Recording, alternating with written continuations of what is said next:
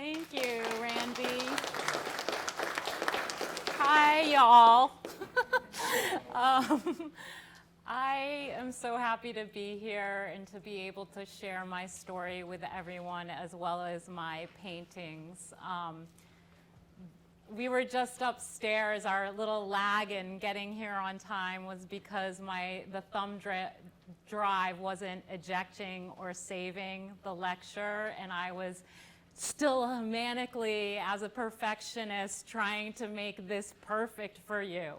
And so that was just lost, and this is going to be, and that's just the way things are, and I feel comfortable with all of you, and we'll just go for this ride.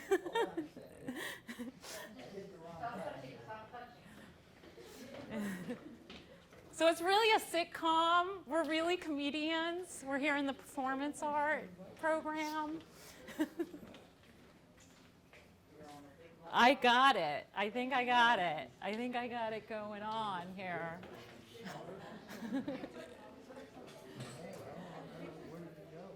Okay, yay, we got a screen. So I don't know if many of you have traveled much, but I grew up in this tiny little town called Barre, Massachusetts, living off the land right there with my father, my mother, two sisters, and my grandparents lived next door. This town was so small, and yet I had 5 generations of family all living in that one town.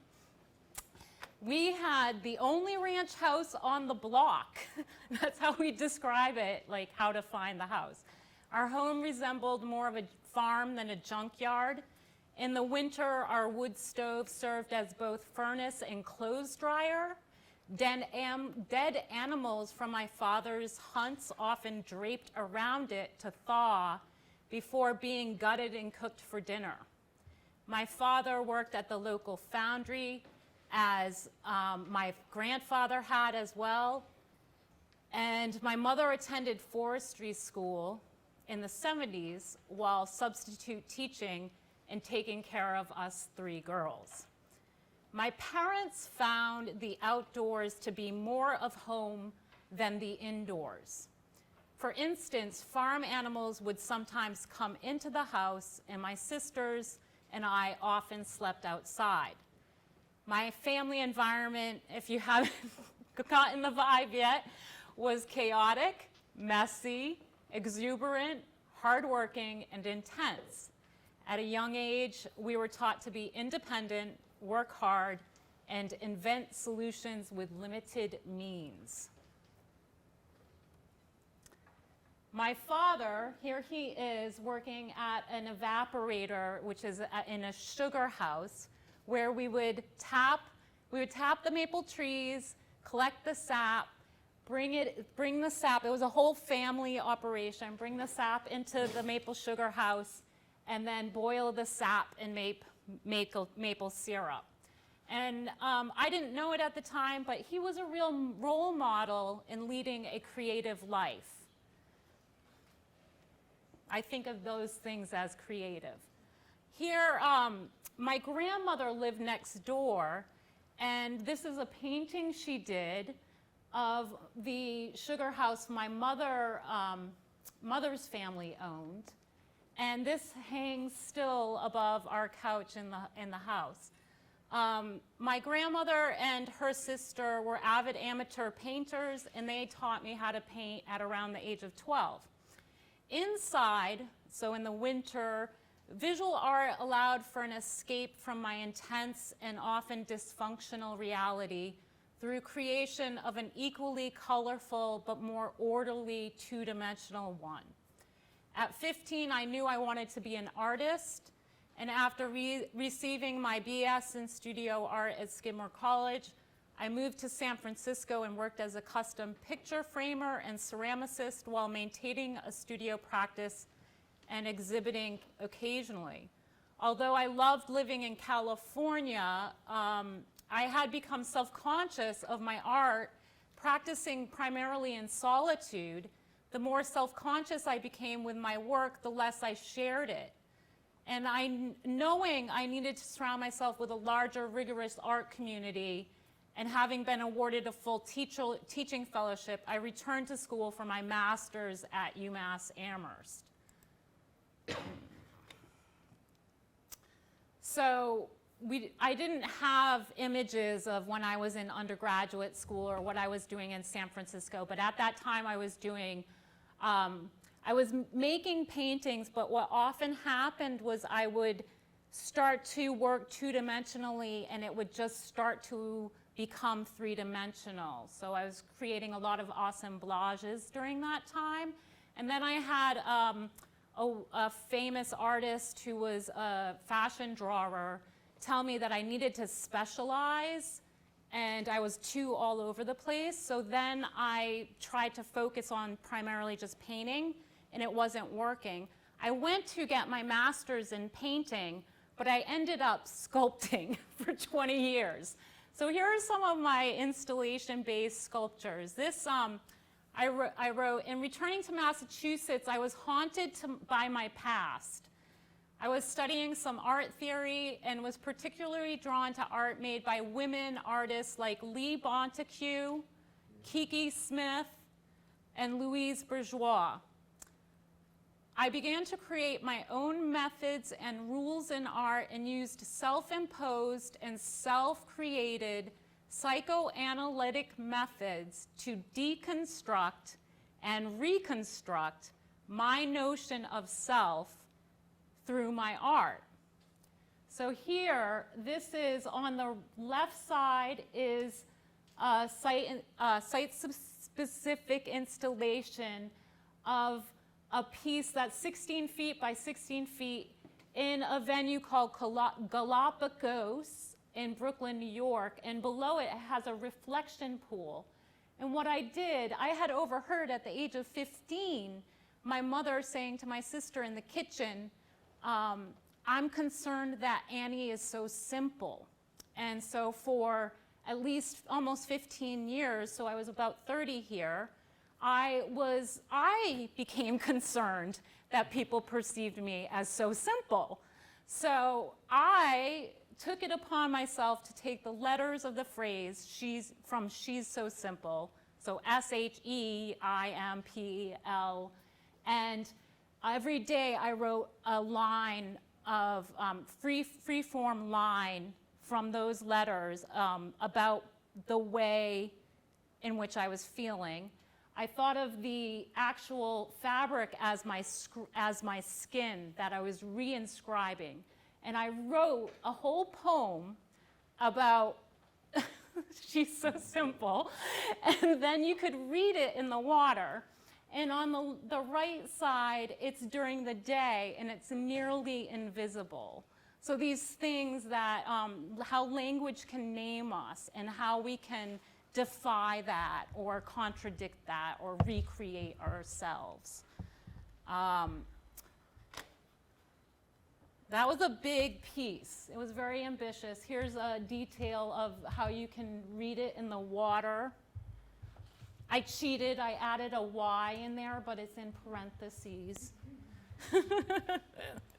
I also had a recording of my voice manipulated so I sounded like a man and a little child, and they all overlaid together to create this like dreamlike sequence. Then I decided that people couldn't understand the poem, so I drew pictographs of my daily experience. This piece is called Private Mail, and it was installed at Western Michigan University and at Smackmellon in Brooklyn. The 1,000 or more drawings on pill envelopes were strung with fishing line and suspended from floor to ceiling, 28 feet high, to create a cylinder, and all of the drawings faced inwards towards the center of the cylinder, and the open and dated envelope flaps faced outside. So all of these are on little pill envelopes. And the viewer was invited into a circle through the portal facing the back of the room. Binoculars were placed 20 feet away from the installation where viewers could pick up the binoculars and spy not only the drawings hanging up out of eye reach, but also the people looking at these drawings, which tended to be of carnal imagery as well as benign diaristic daily chores. And these images united binary opposites like defiance with conformity, male with female, right with wrong, and external with internal. And installed that became a visual simulation of living inside my head.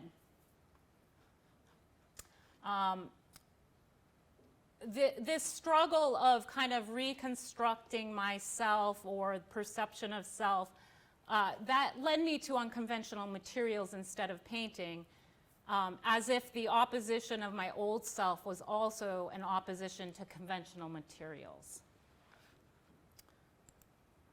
So here's a studio shot. So I moved to New York City. I thought I would give that a try.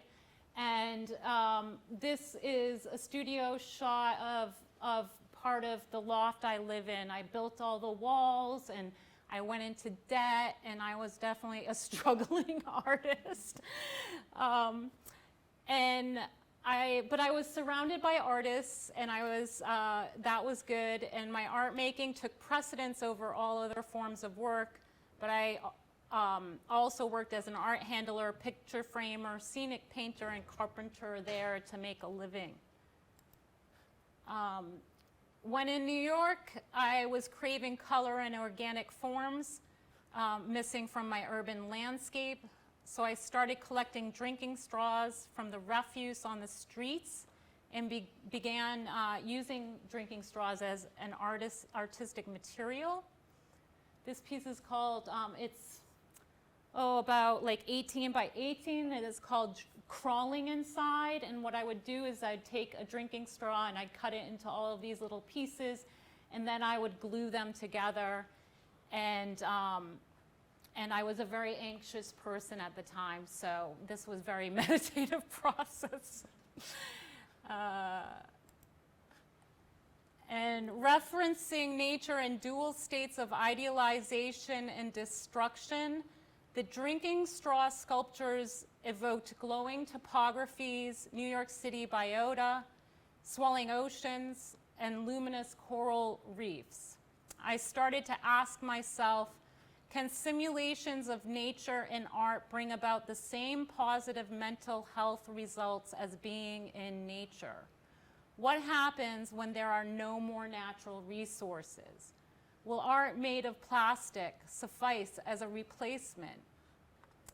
And this piece is about this big, and it's called Trap.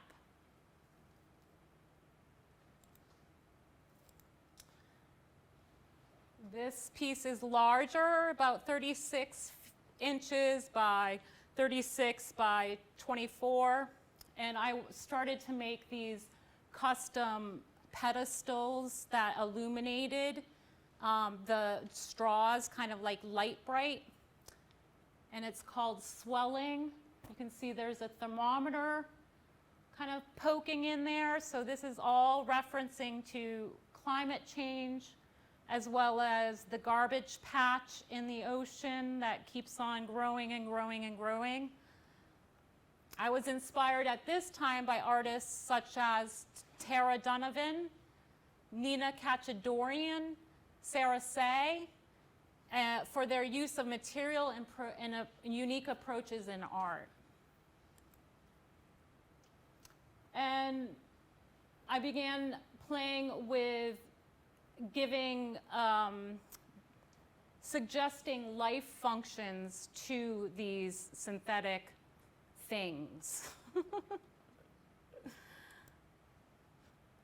I definitely had a bad reaction to living in New York City, and I have adapted and still call it my home base. However, I do a ton of residencies as a means of being in more natural surroundings. And for a long time, I actually didn't find that I was taking advantage of the resources in New York City. I would go there and just isolate a lot because there's so many people, and I had a hard time being around that many people. So this residency was great. It was at Le Chateau de Lanapoule in a medieval castle on the Côte d'Azur. And this was in one of their children's houses next door, and I was working with the drinking straws. And it was the first time I could look out the window and see nature outside. And so I actually just started to use it as a way of playing with form on the window with the drinking straws. And this is a studio at Weir Farm, I think, yes, in Connecticut. Beautiful architectural space. I just loved working in that space, and I started responding not only to the nature outside of the window, but also the architecture and this, like, gosh, what is it called? The continents when they were all one. Pangea, yeah. So I was thinking about how these things are splitting and these clods of synthetic material that looks like moss somewhat, and how is it all working? How is this all holding together? And just feeling like the environment was kind of a bit of a mess right now, or then. That was in 2010. So, so this is where I dropped a lot of bombs in my lecture. So in 2000, let's say, I'll just read it because it's hard for me to say these things, but there were a lot of traumatic events in my life throughout my 30s. When I was 35, I got hit by a car while on a bike and had to have emergency back surgery. I suffered from alcoholism, which is something I don't tell people, but I think it's important for everyone to know that that exists. People suffer from that. At 36, I was diagnosed with cancer. At 38, I got married, I miscarried, and my husband soon after, both the wedding and the miscarriage, wanted a divorce. So the sudden shift in my relationship devastated me, and being faced with a life-threatening disease made me realize that time on this planet was precious and limited. A sculptor friend, I have a really great resource of friends and artist friends, and a sculptor friend was about to embark on the Pacific Crest Trail, and she asked if I wanted to kickstart her hike with her. She was scared to go alone, and I was a wreck. So I jumped at the idea, and we hit the trail in spring of 2011. I became hooked to this nomadic lifestyle. And although I wanted to stay on the trail, it wasn't something I planned at that moment in my life. I had to return to New York. I had to address my relationship. And to do something like a 5-month through hike means you have to carve out that time, and you have to kind of do it, at least for me, in a responsible manner. So I started down at the Mexican terminus, and first of all, the Pacific Crest Trail is 2,651 miles long. It goes from Mexico to Canada if you're going northbound, and if you're going southbound, you know, vice versa. You go through all of California and through the Sierra Nevada mountain range, up through Northern California, Lassen National Park, through Oregon, and up through Washington. So I was able in 2011 to do about 500 miles, and then I had to return back to New York. When I got back to New York, I longed for the trail and was having a hard time reconnecting with my older work. I kept looking at the visual language on my maps and thinking about what other things one can map. Oh, sorry. So I just hung up the maps on my studio wall and began collaging and watercoloring, and as a way of recollecting or recollecting on the fragmented experience I was having in my life. And I even attempted to make a 3D topographical model of one of the sections with the drinking straws. That was a little ridiculous. And the whole time I was sculpting, I was drawn to my friend and colleague Sandy Litchfield's paintings of nature and mapping and how she shaped negative space. So I have a friend, this is mine, but I have a friend who's an incredible painter, and she was doing work that was kind of similar to this, so, and I responded to it. So I thought I would start looking at just watercolor and using watercolor to map my experiences on the trail.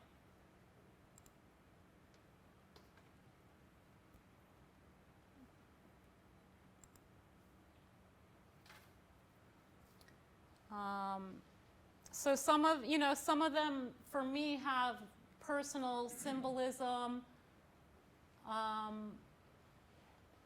Some of them can have, color can be a response to how I was feeling or what the temperature was there in that moment, hardships.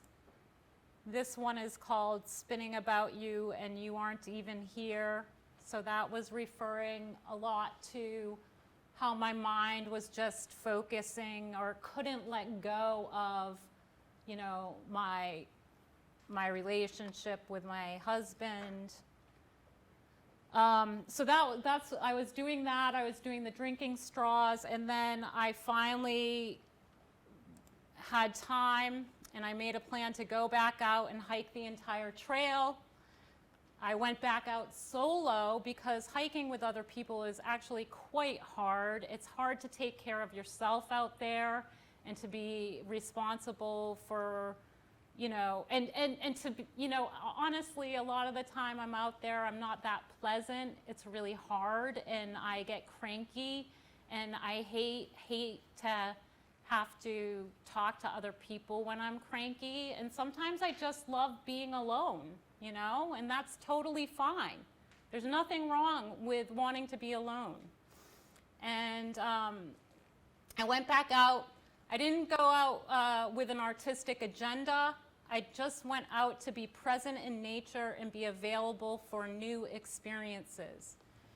In 2017, there was record snow and record fires, and it just keeps on happening every year. So now, you do record fires, record snow, 2017, 2019 record, so it keeps on breaking the records every year. And as you all are aware in the news, this is climate change. So where am I? Sorry. There we go. So this is kind of what the desert looks like in Southern California. It is dry. It is waterless. You are completely exposed for 750 miles. And then you hit the Sierra Nevada mountains, and when I went through, it looked like this for 500 miles. So you were hiking literally on top of snow, and there was no trail to be seen, and you had to use your GPS to navigate. I went through the Sierras with, by the time I had finished the southern portion, I went through with I knew that I was not strong enough or tall enough to get through the Sierra mountain range by myself at that time with record snow. The rivers I had to cross that usually didn't exist in normal seasons, they were just a trail, came up to my chest. So, and the currents were so swift. So I knew I had to go in there with a team. These were my team members. We hit the Sierras like a military operation. We slept together. We did not let each other out of our sight, and we helped each other survive through a really difficult, unbelievable experience. And other people did die that year going through. We camped like this. This is called a cuddle puddle, and also cowboy camping. So here I have a trail note. This was really scary. We watched another team. We asked them if they wanted to cross with us in the morning when the river was lower. So at the end of the day, the river melt it makes the rivers swollen and higher, and then overnight it slows down because it's colder, so the water levels are lower. And this was at around 5 or 6 p.m. and my team, and these people we also knew, we asked them if they wanted to wait and cross with us the next day. They really wanted to get across this river, and so they tried, the 3 of them, and this woman is being pulled. She got swept, and her friend behind her is all of a sudden just holding on to her bag, trying to hold on to her, and it was so scary. I have writing about this day that I was going to share with you, but I think just for time's sake, I'm going to keep on moving. Those are my feet. That is what my feet swelled 2.5 sizes. They were covered, at least half of them, with blisters at one point. There was this thing that would happen that was just so much pain in those feet, and if I started I don't know if anyone's done anything like this or rode a bike for a while and then got off the bike and then sat on the bike again, and your butt hurts so bad, and then you keep on biking and the butt starts to numb out and it's okay. Well, that's kind of how the feet were. Every time I stopped, it was excruciating to start again. So it was easier to just keep on pounding them, and then the nerve receptors would like dull down, and then I'd stop to get water, and then they'd hurt, and it just was. That was due to the fact that my feet swelled so much, my shoes were too tight, and I got a lot of blisters. I have to wear a stupid size when I'm hiking. This is up in, this is I love, this is called Man-Eaten Lake. Yeah. And it was Northern California fires, so we had these gorgeous apocalyptic skies. This is in Oregon. So when I came back off the trail in 2017, I hadn't oil painted for 20 years.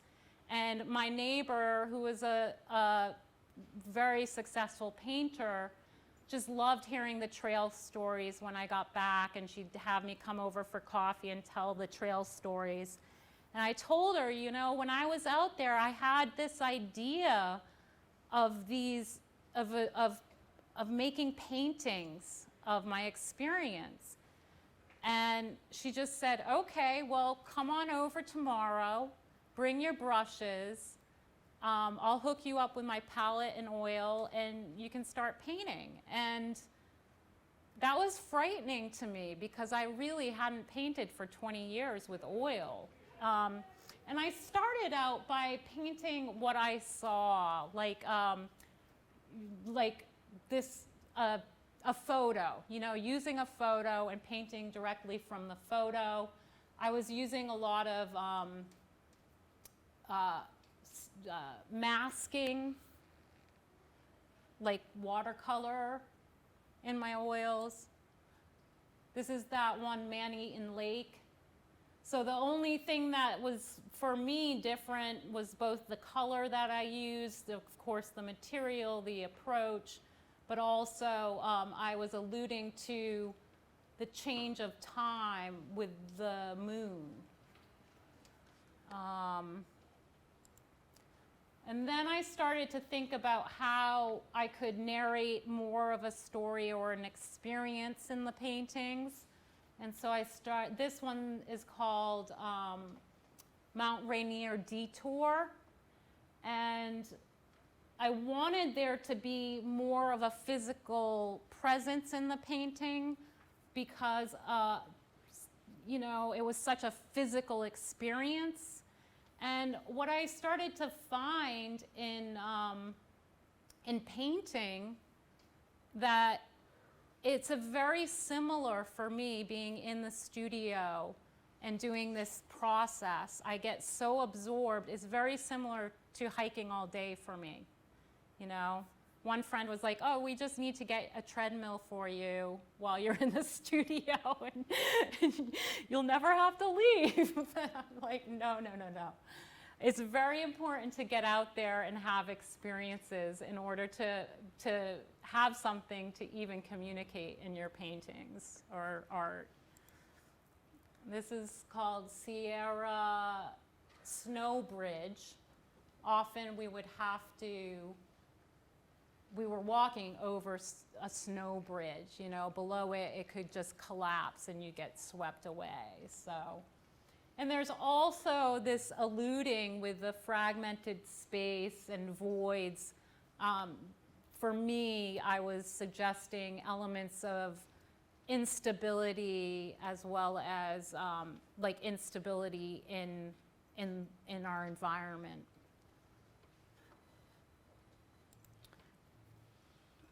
I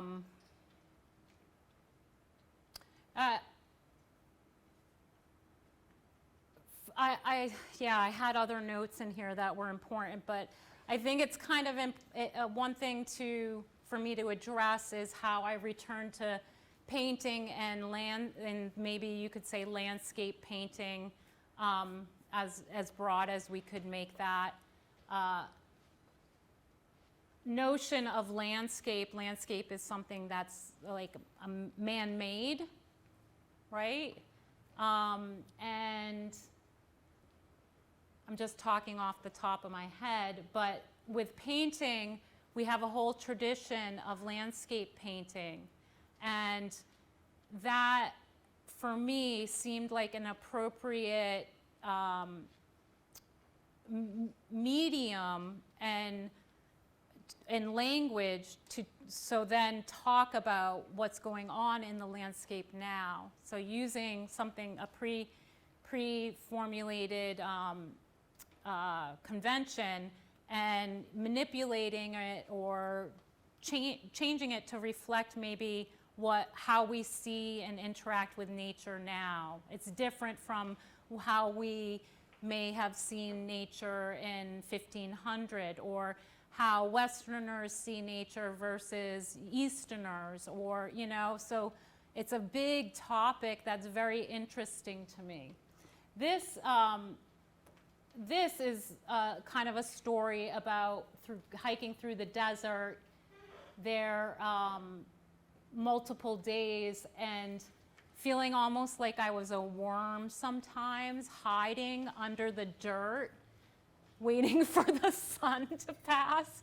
And it's called nocturnal hikers. We would often hike at night I know, you Texans understand what I'm getting at.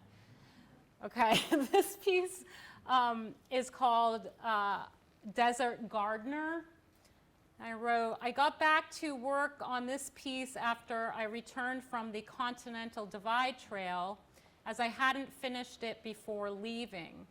The larger abstract shapes are inspired by the desert landscape being originally shaped by water, as well as the personification of wind. The gridded swatches are both the particulates of sand and the implied movement of wind. I am the embodiment of the cactus, attempting to stand strong as everything moves through and around me. I experienced crazy wind on the Pacific Crest Trail and the Continental Divide Trail, and it can drive you crazy. This painting is about the personification of the experience and my attempts to remain sturdy while in it. The swatch-like marks are also about repetition as meditation while hiking, and a weaving of the paint into the linen surface as metaphor for surrendering to what is happening rather than fighting it, becoming it. Gretel Ulrich writes in The Solace of Open Spaces, if anything is endemic to Wyoming, it is wind. The big room of space is swept out daily, leaving a boneyard of fossils, agates, and carcasses in every stage of decay. Though it is water that initially shaped this state, wind is the meticulous gardener, raising dust and pruning the sage. And she continues about how that also, the wind also, how it shapes the people of Wyoming. And I just thought that was so beautiful. Here I have some cutouts. I thought it was important to show you these as they sometimes, and this is what I will do with some masking that I use in my paintings. I will make elaborate cutouts of just masking like a stencil, and then put the stencil in and stencil in the actual painting.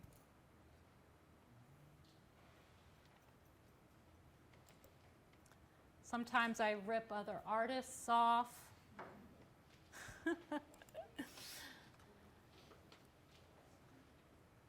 That is to suggest there was a detour in Oregon by referencing Matador, Mount Matador in Switzerland by Beardstadt.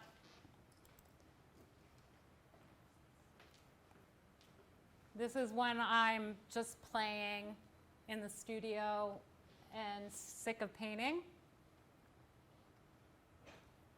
Those are all remnants from the painting, the stencils, and then I started to think about placing them on the window, creating a painting in the window, and then taking photos of those and making paintings of that.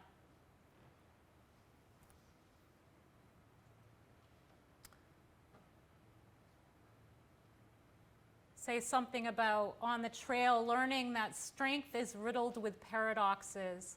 To be emotionally vulnerable sometimes is courageous. To demote oneself in rank for others to succeed, is that not a sign of strength? What sort of strength do I want to manifest? I crave to be physically strong, to be emotionally and mentally strong too. But what do these qualities even look like? These are just thoughts that ramble on in my head as I'm walking. And this piece it's both a celebration of getting to Washington and at the same time the fires that were raging. This I thought would be interesting to show you because it's the same piece at different stages. The one on the left was the earlier stage, and I didn't like it. And for me, that was interesting. It's interesting to get to a stage where you don't actually like your work, and that actually allows for me to have a longer relationship with the work itself and learn, I know, like Marie Kondo, she's like, you thank the shirt that you're you're getting rid of. You know, you say, thank you for teaching me what I don't need or want or like. So that painting was, okay, thank you for teaching me that I don't want or like that. And why don't I like that? And for me, it was that there wasn't an element of the physical experience within the landscape that I wanted to show, the movement, the in focus, out of focus aspect of hiking, the klutziness that exists in just being, you know, and I don't necessarily, in order to resolve a piece, what I do is I'll turn it upside down, I'll look at it in a mirror, I'll take a photo of it and then look at the photo, I'll ask friends, what do they think, I'll, you know, put it away and work on something else, and I'll reassess what are my intentions in this painting. What do I want? Why am I painting this? What do I want to tell about this? You know, in this.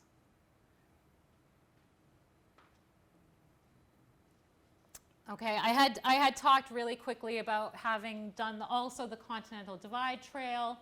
So that was 2 years ago. I hiked from Mexico to Canada, 3,100 miles. That's like the PhD of through hiking. If you can do this, you're an expert. So that is remote, crazy territory, and I'm so thankful I've gotten a chance to do it. This is down in New Mexico. There are over 200 miles where you don't have any natural water. And so you just have to rely on cattle troughs to get your water, and perhaps hitchhiking into town to get water. But the color, look at that color sky. I love that color. And it can, you know, I just love it. This is called Vespertine Desert. It's in the gallery. And Vespertine is the term for the critters that come out at dusk. And it was my favorite time of the day. Absolute favorite. And going back, so often when I'm stuck, I'll start, or if I'm just inspired by an image on a photo, I'll do a painting of it, and then I might do another painting in reaction to that, and another. So this was more like of that place. It's about the place. Maybe not to you, but to me it was about the place. And the yellow came from the fall color on the aspen trees in Colorado. And this is more about, and the color is so off on these monitors, so if you want to, this piece is also in the gallery, but it became more about the fleeting, like this temporal experience, you know, like you see that moment, you take the photo, you look at it, and you continue on, and how that can also be a metaphor for ourselves in existence. And there's a bittersweetness to it for me. And so, you know, just another stage of that subject. I could probably do this one, like 50 of these. And I'll use digital software. So a lot of you have graphic design experience. For me, I really love playing in Photoshop, coming up with ideas that I wouldn't intuitively come up with without the computer. And so use that as a tool, you know. Everyone who's studying graphic design, you're lucky to have, I keep on playing with the buttons. You're lucky to have those skills. Those skills are useful in fine art. They're useful in making money. We all need money to live in this culture. If you want to live in this culture, you have to make money. It's kind of, I mean, maybe it will change, I don't know. But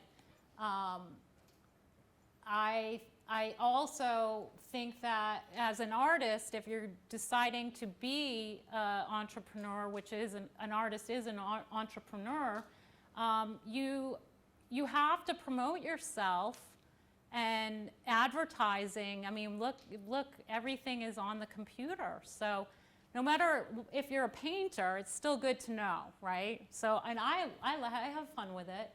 I make designs, and I'll do something like this, and I'll want to create a painting of that, but it never ends up being that, because something else will happen in the painting stage that tells me this is what I want it to be.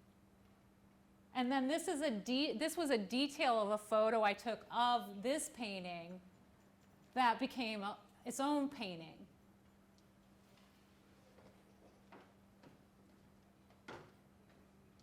This is interesting. So this painting is next door as well. I was like, oh, I think it needs something over there, and that white, green, weird color blob in the top left. It actually never happened. This is not the painting. This was photoshopped as, do I want to put that dot there in the painting? And I didn't. All right, so that's cool.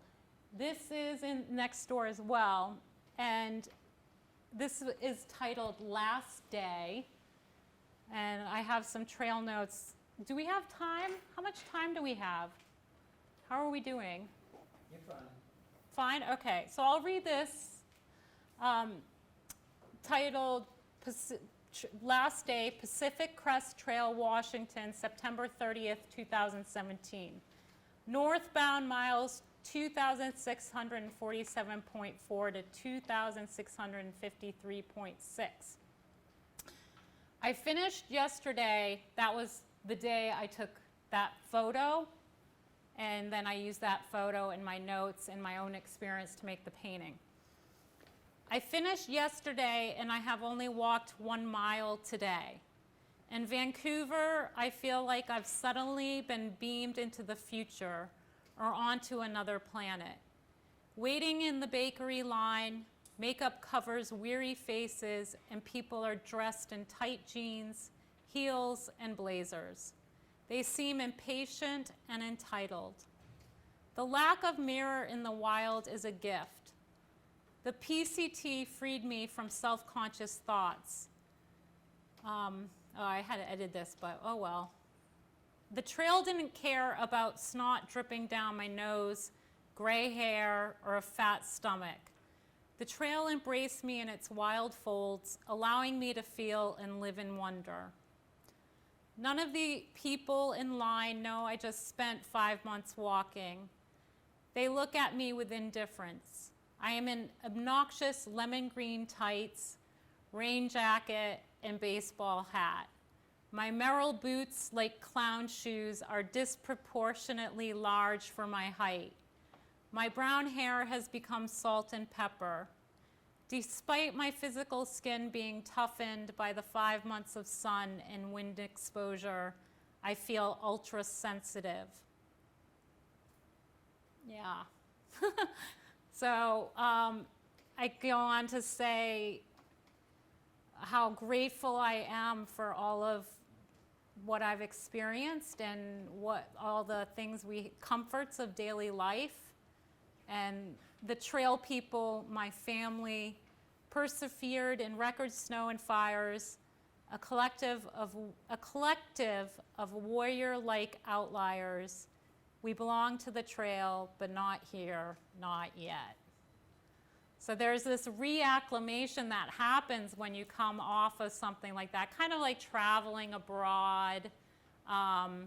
It's a very, very difficult. And I think that for me, going from the trail and then into the studio is that acclimation process, being able to paint those experiences and live them through memory and also be able to share the journey with others through the painting.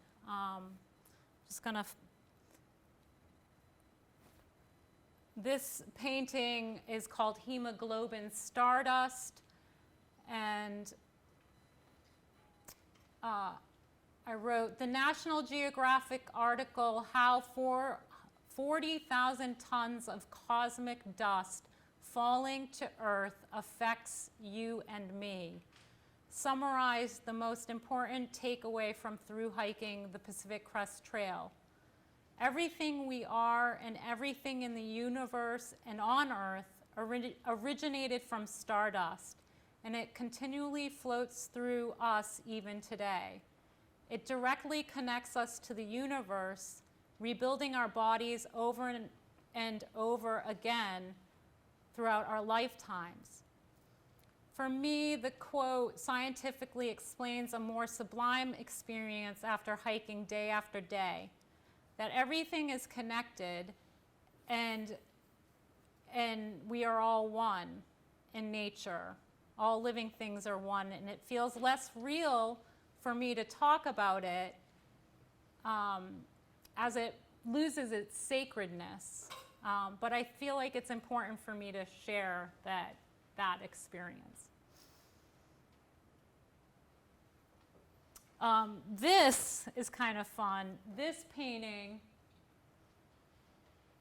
and elements of up the top left exist in the bottom right of this painting. So if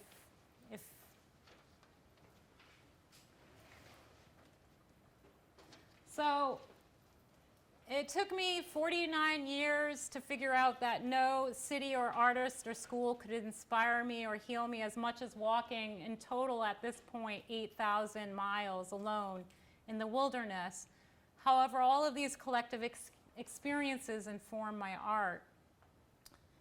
I returned to the painting tradition because the hiking experience provided rich material and an unlimited subject, and the tradition already had the language. I just needed to script it.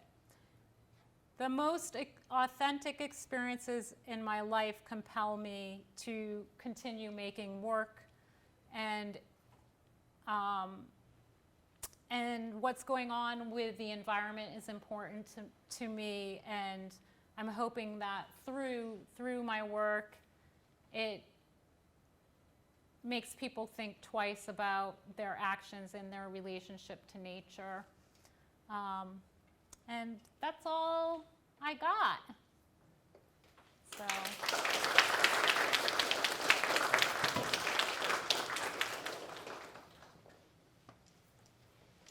This is, Any questions?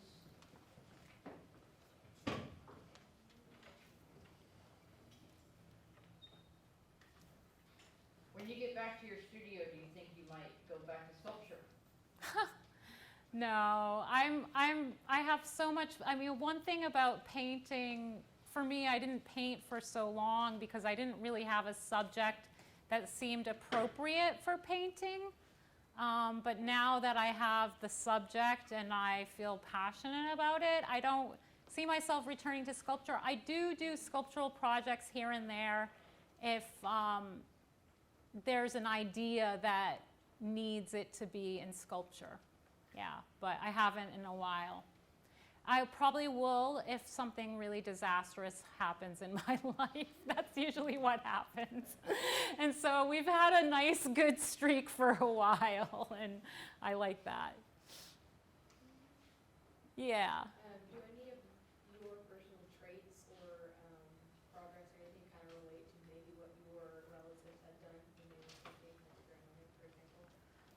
Oh, can you So, like, meaning? Like, you know, have you ever watched your grandmother paint, like growing up? Like, Yeah. seeing it? So Yeah. would you say that some of your works personally kind of like maybe go toe with like what she might have done and a certain like landscape painting or anything like that? Oh, she was so in love with Bob Ross. And we would watch Bob Ross together when I was a little girl, and I just was totally overwhelmed with his hair. Like, I just couldn't even get past his hair. And you know, Bob Ross got a really bad rap by fine artists that went to, you know, schools for art, and I think there's like, he's become rectified in the past recent years, but yeah, I mean, it's just funny. I never thought I would ever paint anything to do with the natural world, and my grandmother did. You know, her paintings are very much like, they're either about family life or exalting nature, like from more of a Christian perspective. She was a fundamentalist, and her sister was essentially almost a nun, and her sister taught me how to watercolor, and she just painted the Bible, scenes from the Bible over and over. So they had more figurative elements, but I mean, somehow it definitely has rubbed off, right? You know? Yeah. Yeah. You mentioned that you can start a painting and it kind of evolves into different ones, up to 50 or whatnot. Yeah. Do the trails kind of become like that for you too? Like every time you go, you see something new and it evolves into something else, or does it start to become more familiar for you? Oh gosh, that's a great question. The experience, the confidence that I have going out on the trails now is familiar. It's all familiar. Like, I'm going out to hike the Arizona Trail after this, which is 800 miles, and I haven't prepared like I used to prepare because I know I'll be fine. But like, when it comes to the environment and the landscape, it's like I can return to sections over and over again, and I'll definitely have a new experience, and it excites me. And there's also an element of like getting to know a place that you don't really get to know a place when you're through hiking. And so in returning, I like that I get to understand the geography more. And so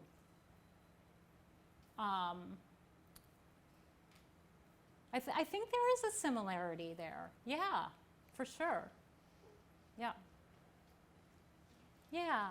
So you said you were painting 20 years ago, like that's what you went to school for. Yeah.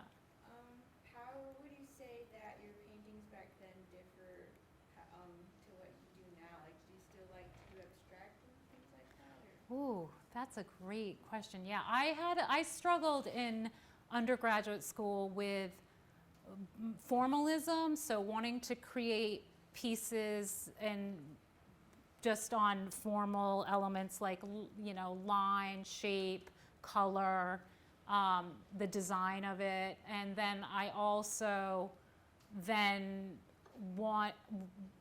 got to points where I wanted content to be a part of it. And when I started, the only way I thought content, for me, the easiest way is to add something that seems recognizable. So we have a relationship with that, but so I think that for a long time I didn't know how to have those two live together in harmony because I felt like they always were competing.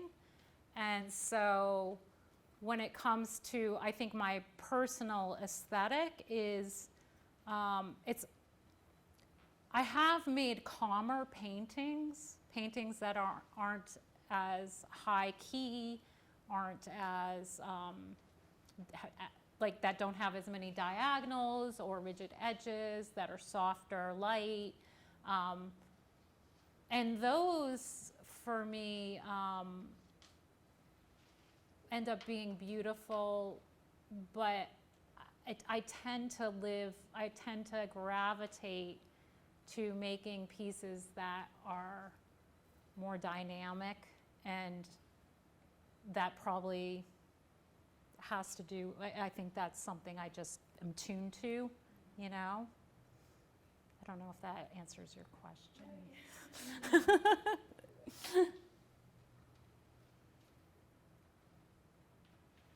What's the little splotch on the top right, the blue one?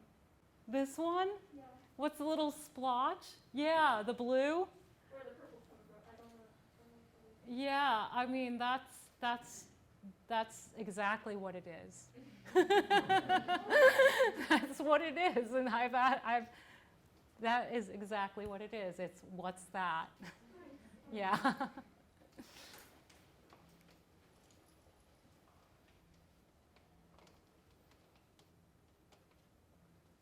Any more questions?